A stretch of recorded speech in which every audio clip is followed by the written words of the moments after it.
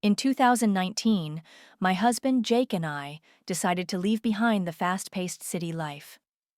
Tired of the constant noise and daily hustle, we were looking for a quiet place to start fresh.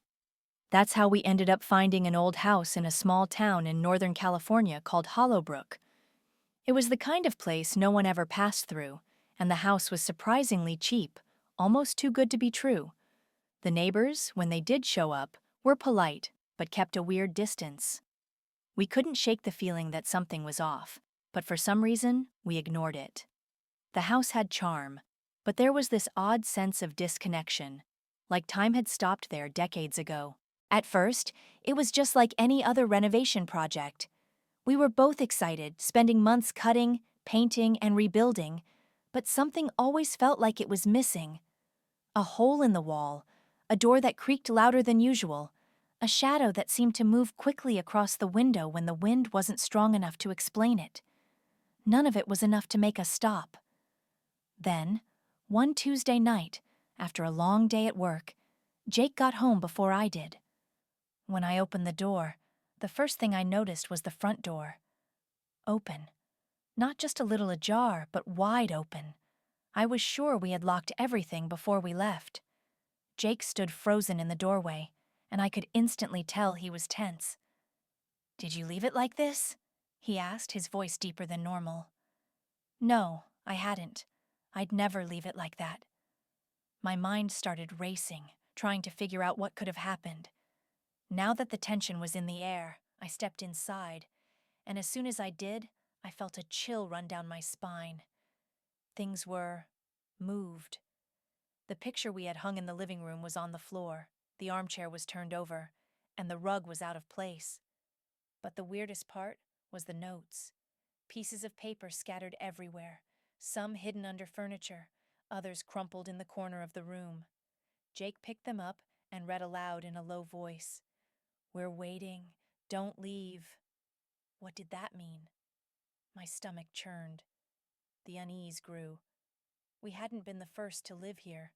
Someone, or something, had been there before us, and it felt like it was waiting for us to arrive. Jake and I started searching the house. We didn't know what we were looking for, but the feeling that there was something else haunting us, something watching from the shadows, wouldn't go away. The house, once simple and full of promise, now felt like a prison. The walls were covered with marks, as if someone had tried to escape or hide there for a long time. But the worst part was when we found more notes. They were inside a locked drawer in the old office, a room we didn't even know existed. What was inside made my blood run cold. Handwritten notes with dates from decades ago. One of them, dated 1974, said, "The upstairs room is waiting. It always knew when someone would come." Fear took over me. It was as if the house itself was aware of our presence. Jake was more nervous than I had seen him in years.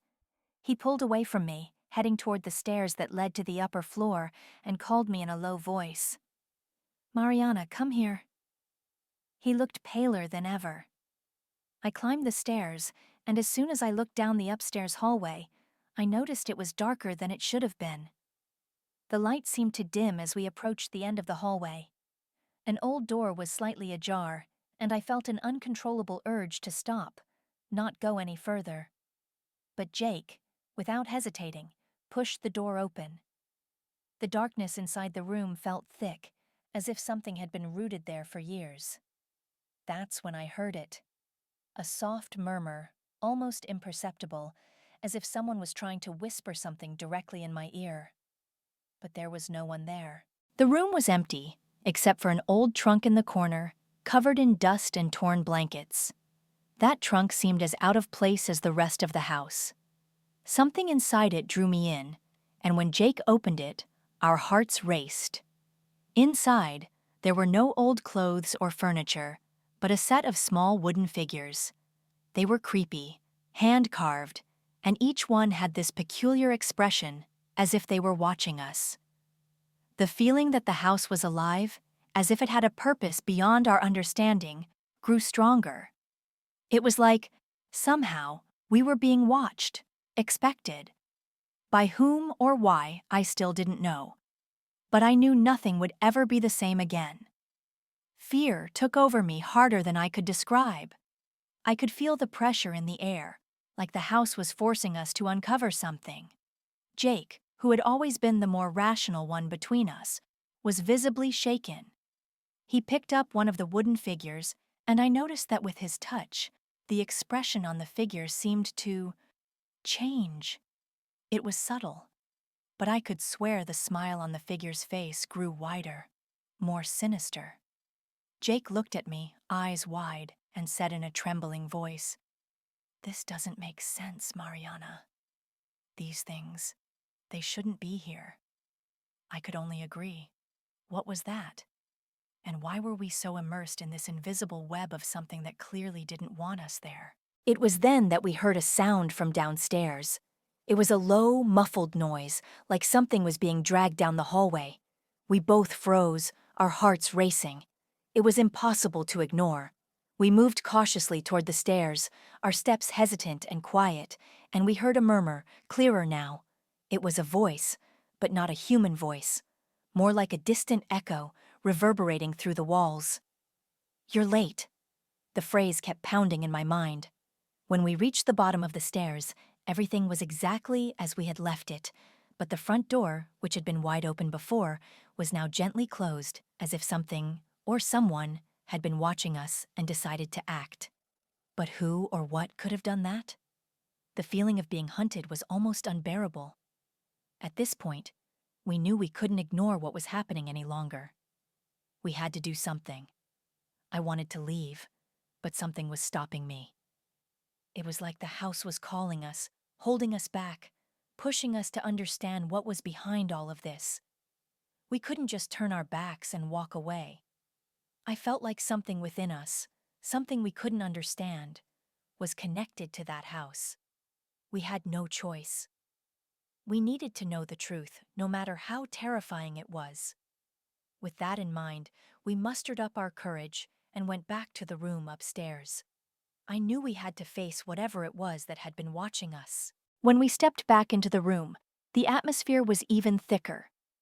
The light bulb flickered, and I felt a chill run down my spine.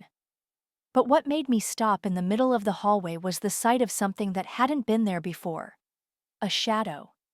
It wasn't a regular shadow, like the ones that stretch from the walls. This one seemed to have its own shape. It moved slowly and deliberately, as if it was coming closer to us, but without rushing.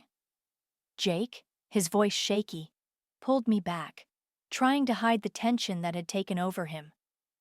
"What? What is that?" he asked, almost breathless. I didn't know how to answer. The room now felt like a trap, with the shadow growing as if it were taking over the space. I took a deep breath, trying to gather my courage, and said, "We need to get to the bottom of this." Jake hesitated, but nodded.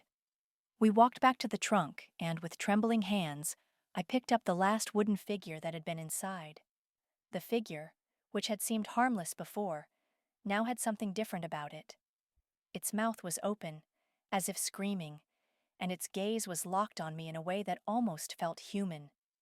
It was as if the house was watching us, sensing that the moment to reveal its secrets was coming.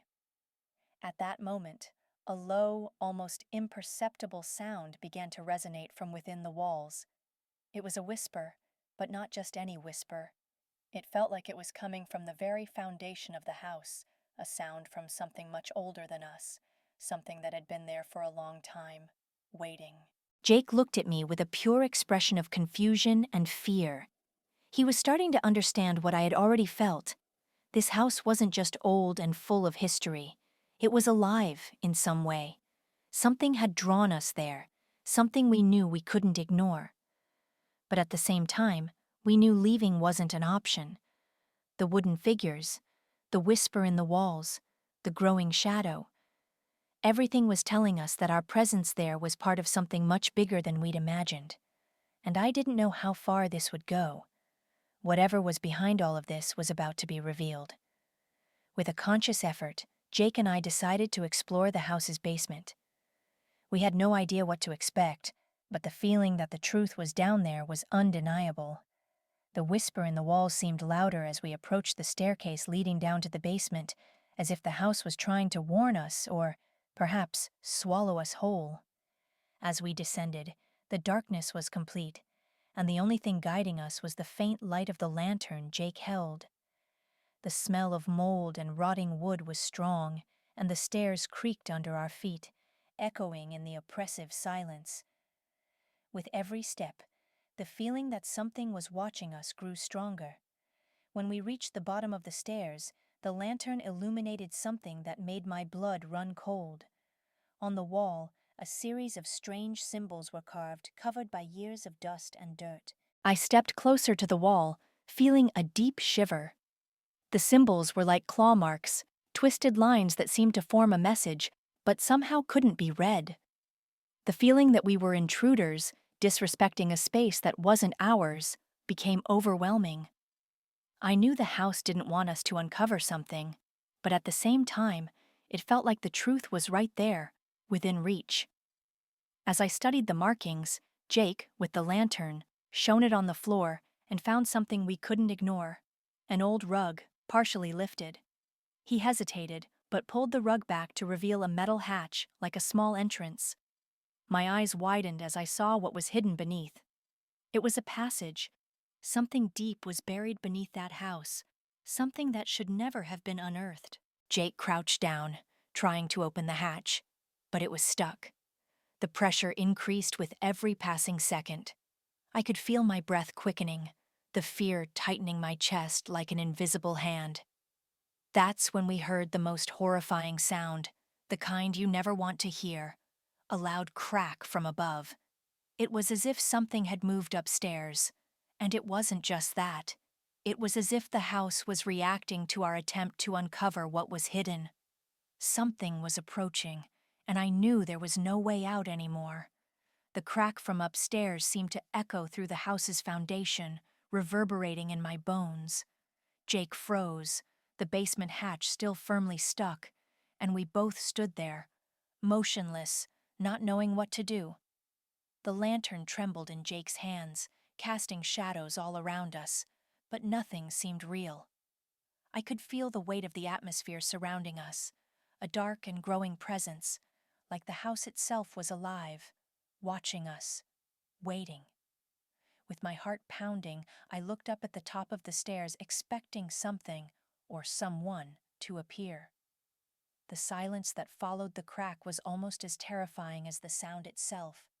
And then another crack, closer this time. It was unmistakable.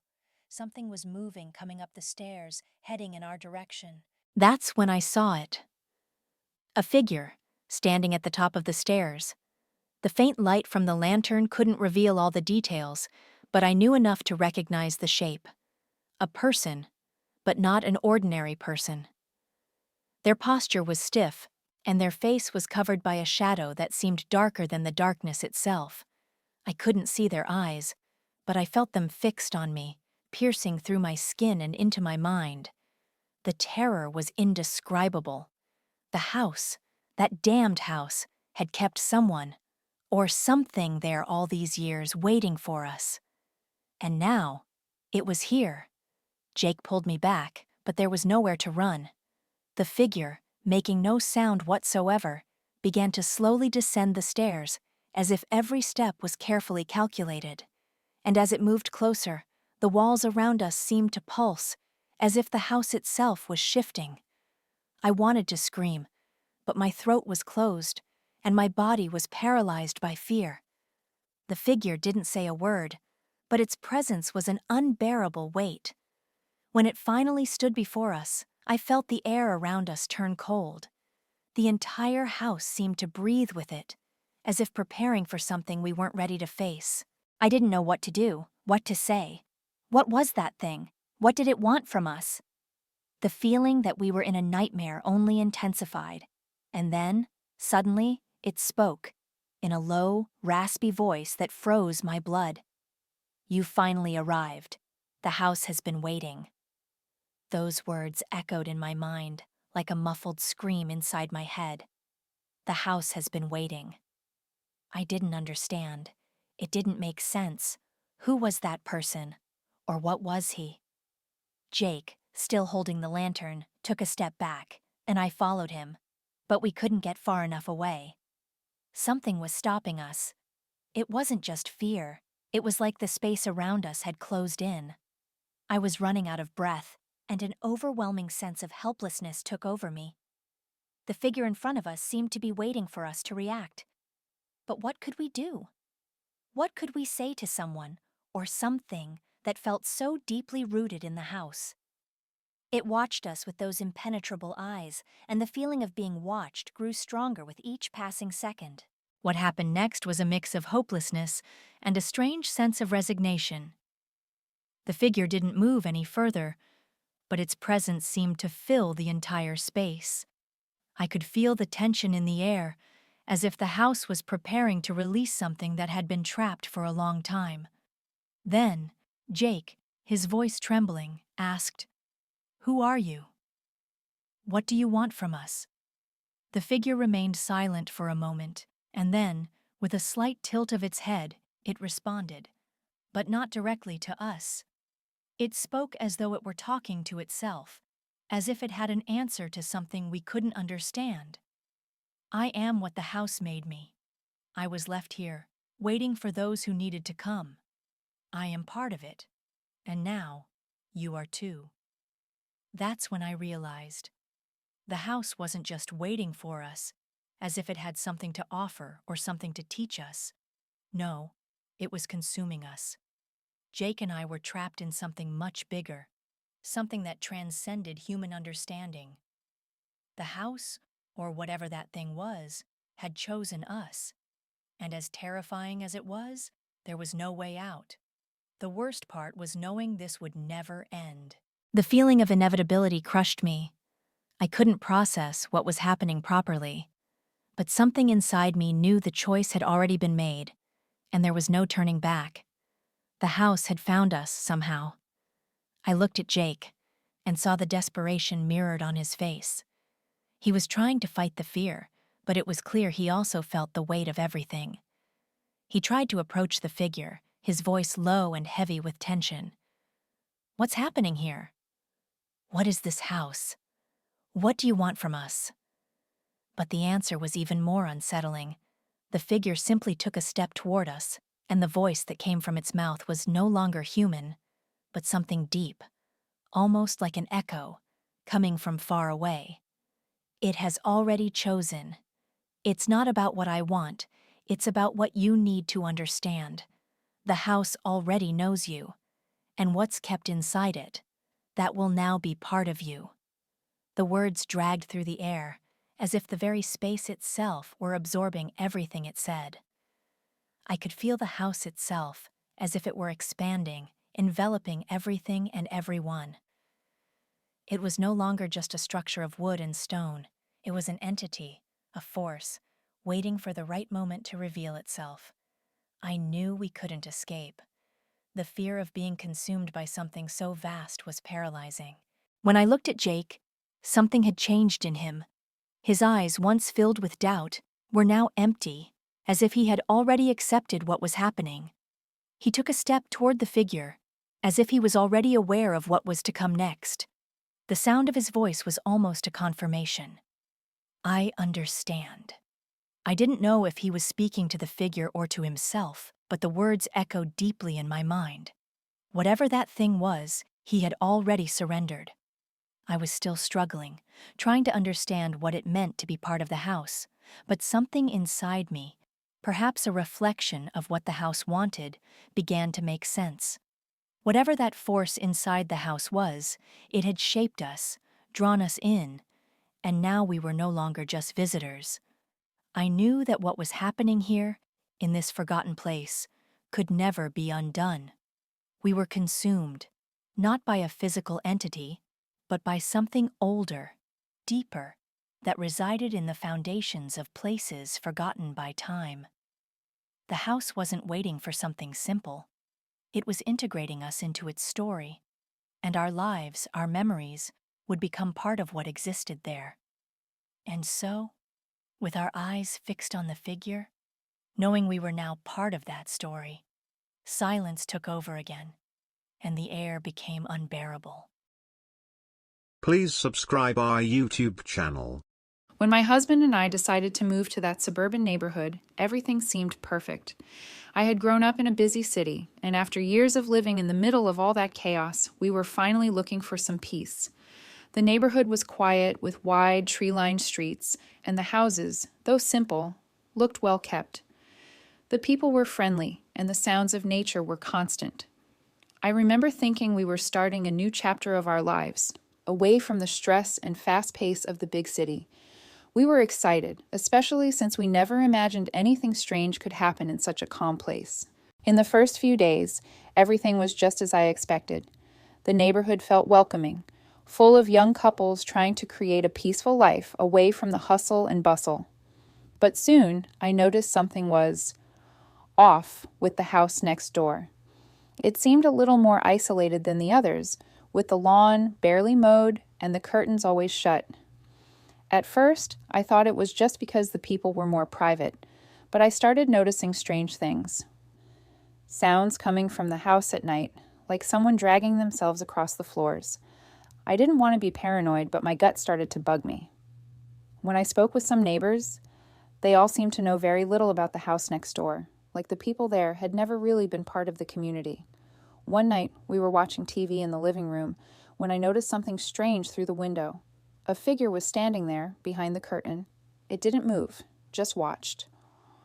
What bothered me most was that the house was always empty. We never saw anyone coming or going. I tried to ignore it, but the gaze of that figure, even though I couldn't see it completely, was enough to make me uneasy. I looked at my husband, who seemed as calm as always, but I could tell he felt something too. He tried to rationalize it. It's probably someone from the house doing something. Maybe a visitor. But I just knew, deep down, that something wasn't right. The next few days, the unease didn't go away. One morning, I decided to take a walk around the neighborhood to clear my head.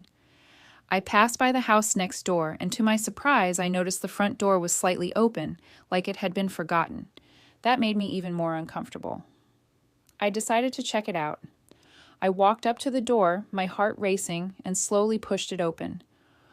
The house was empty, but there were no signs that anyone had recently left. Everything seemed in place, but the air felt heavy, like something had happened there and left an invisible trace. My body reacted to the strange atmosphere, and I felt a chill run down my spine. Something was wrong, but I couldn't figure out what. I went back home, but the feeling of unease wouldn't leave me.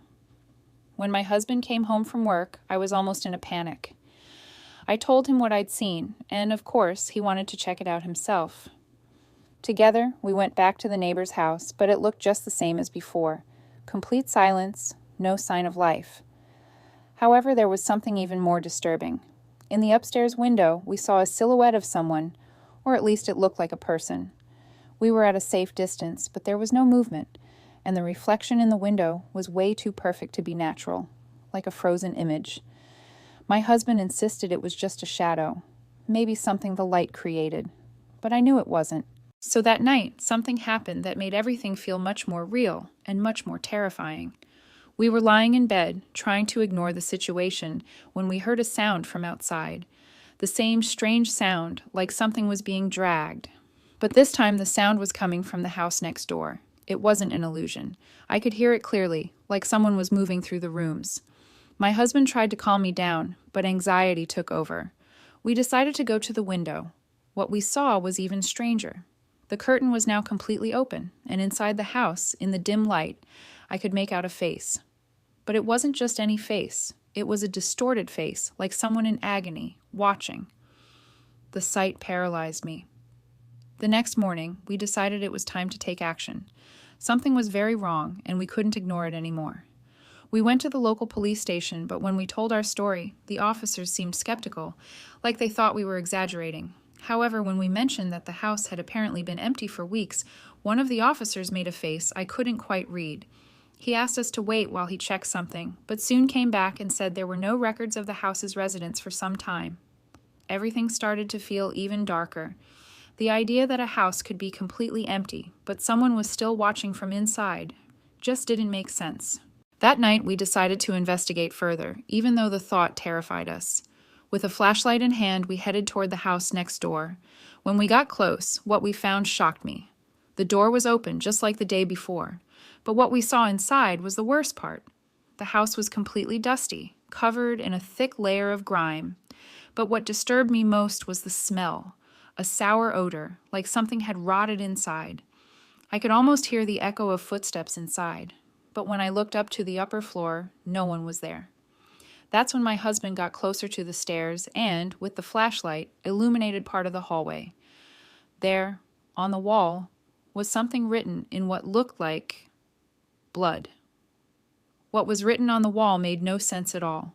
The words were jumbled, mixed with symbols I couldn't understand. But there was something about it that sent a wave of indescribable dread through me. My husband, visibly tense, stepped back, saying we shouldn't stay there any longer. But I couldn't take my eyes off what was written. I didn't want to believe what I was seeing, but something inside me told me this wasn't just some twisted joke. Suddenly, we heard the sound of a door creaking upstairs. It was as if something was starting to come down the stairs, slowly, as if it was watching us.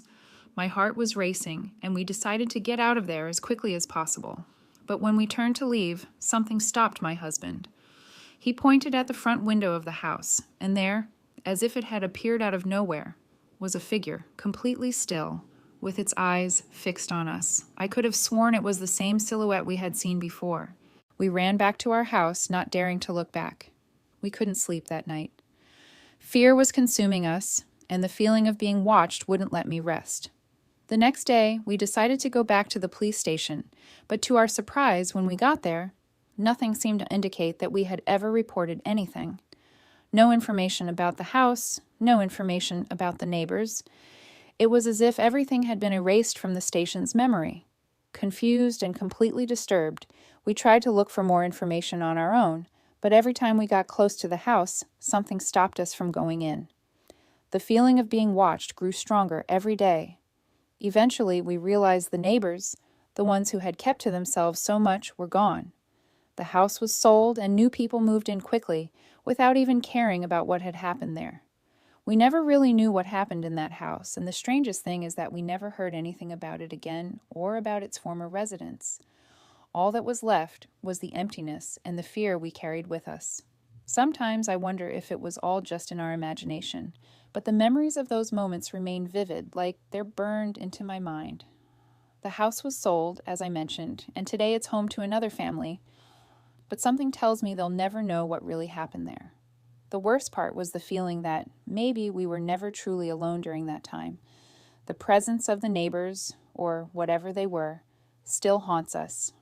And the thought that there might be something lurking, something watching us without us being able to see it, is what bothers me the most. And to this day, I wonder, what happened to the people who lived in that house? Where did they go? And what were they doing there? It's hard not to think about it, but one thing's for sure.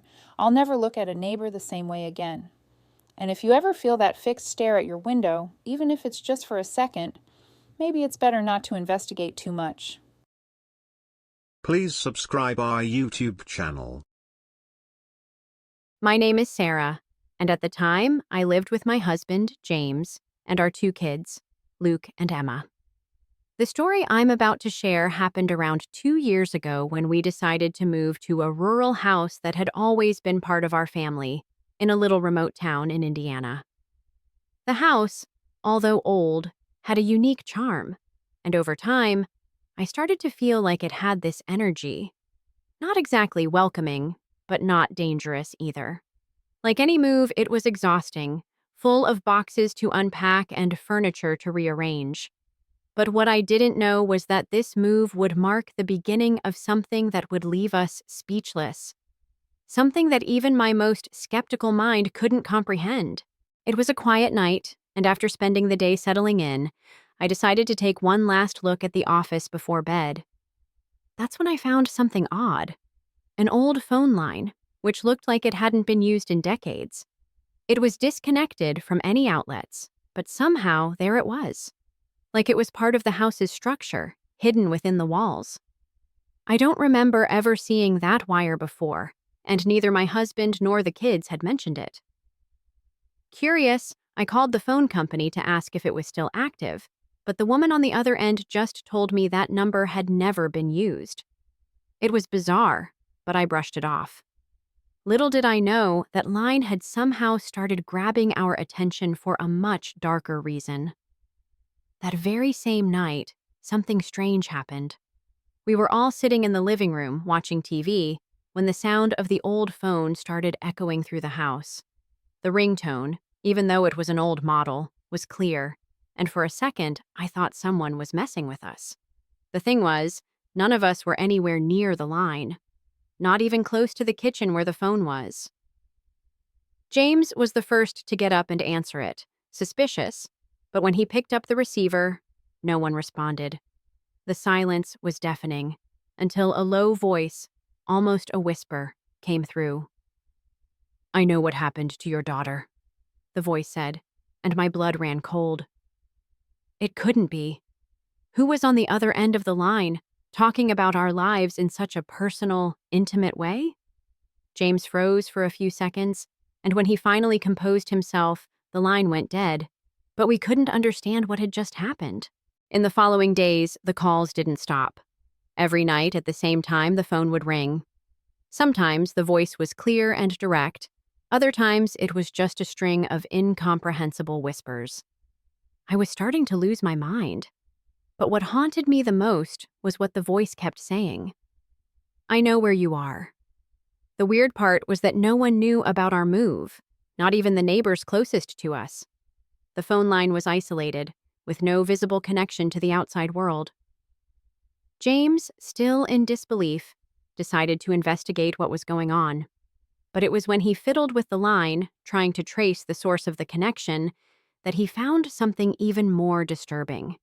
The phone number was the same as one from a house that, decades ago, had been the site of a tragedy no one ever spoke about.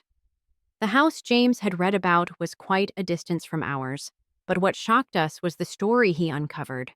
Many years ago, in that house, an entire family had disappeared without a trace. No one knew what had happened, and the investigations had never led anywhere. The strangest part was that no one in town talked about the tragedy, as if it were a taboo subject, something better left forgotten. But what really unsettled me was one disturbing detail. The phone number that appeared on our house's line, the same number that had never been used, had once belonged to the old residents of that family. I could barely believe it. How could this number, which should have been obsolete, be used to threaten us? And even worse, who was calling? As the days passed, the situation became more unbearable. It wasn't just the phone ringing. It felt like something was trying to communicate with us, like those voices were trying to warn us about something. Sometimes the words coming from the other side were unsettling. Once, a voice whispered, "You're in the right house, but the wrong time." I was horrified. How did they know that?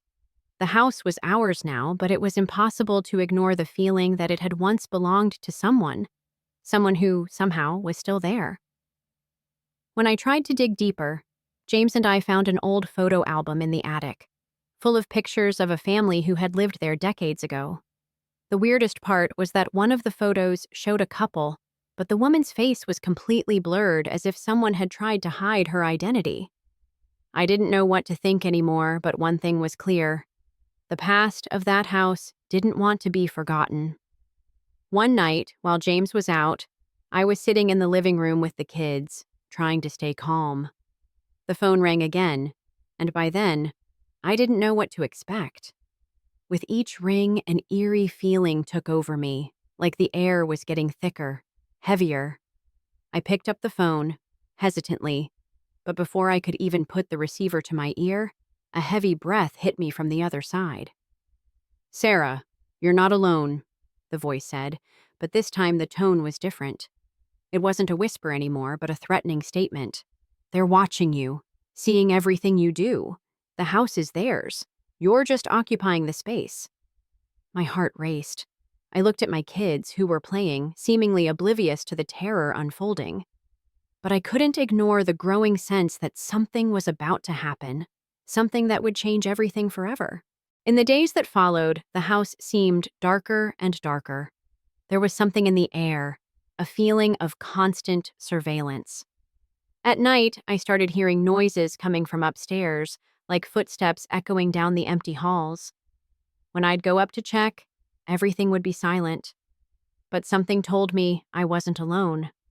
That's when I decided to dive deeper into the tragedy involving the house. After hours of searching, I found something that completely froze me. The name of the woman in the blurred photo wasn't just any name. Her name was Emily Cartwright, and she had mysteriously died in the house in a fire that no one had been able to explain. But the scariest part was that, according to the records, she had disappeared before any fire had even spread, and her body was never found. It was like the house had become a prison for me and my family, and the phone line was the key that connected us to what we wanted to forget. I became obsessed, feeling an increasing need to understand what had happened. One night, after countless phone calls, I made a decision. I needed to face it once and for all. I couldn't keep running from it. So, when the phone rang again, I decided to pick it up without hesitation. The voice on the other side was clearer than ever. "Emily never left. She's here. With you." Fear ran down my spine, but what happened next really left me speechless. The phone began to emit a strange static, and amid the noise, I could hear footsteps, as if someone was walking through the house. I didn't know what to do anymore. But in that moment, I felt that Emily wasn't alone. The sensation of being watched intensified, and I could no longer ignore that what was happening in that house was beyond anything I could comprehend. The next morning, we decided to leave the house, even though we knew there was no logical explanation for everything that had happened. But before we left, James had the idea of cutting the phone line and leaving the house in peace, as he put it. I agreed, though I knew that wouldn't solve anything. When he cut the wire and removed it from the wall, everything seemed calmer, but a deep sadness lingered in the air. Something was lost there, something that could never be restored. That very night, the line rang once more. When I picked up, the voice, now almost inaudible, whispered, "They know you tried to escape, Sarah. They'll never let you go."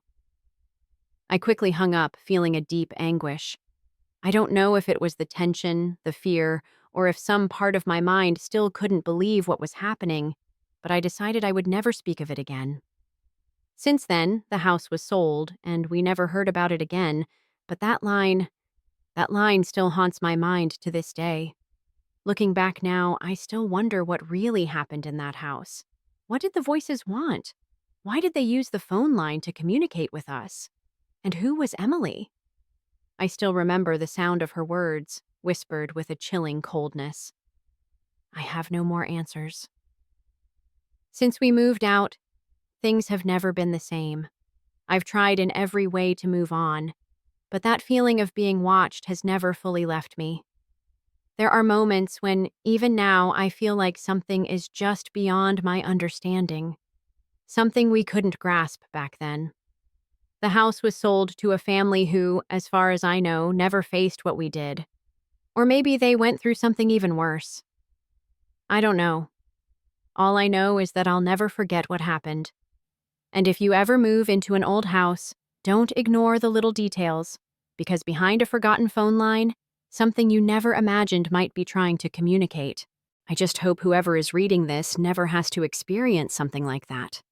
There are so many mysteries we still can't explain, but some things, if you look closely, come with a price. And it's not a price I'd ever want to pay again. If you come across an old, forgotten phone line, think twice before picking up. Because when you do, you might find that, in reality, someone or something has been waiting to speak to you for a very long time. Please subscribe our YouTube channel.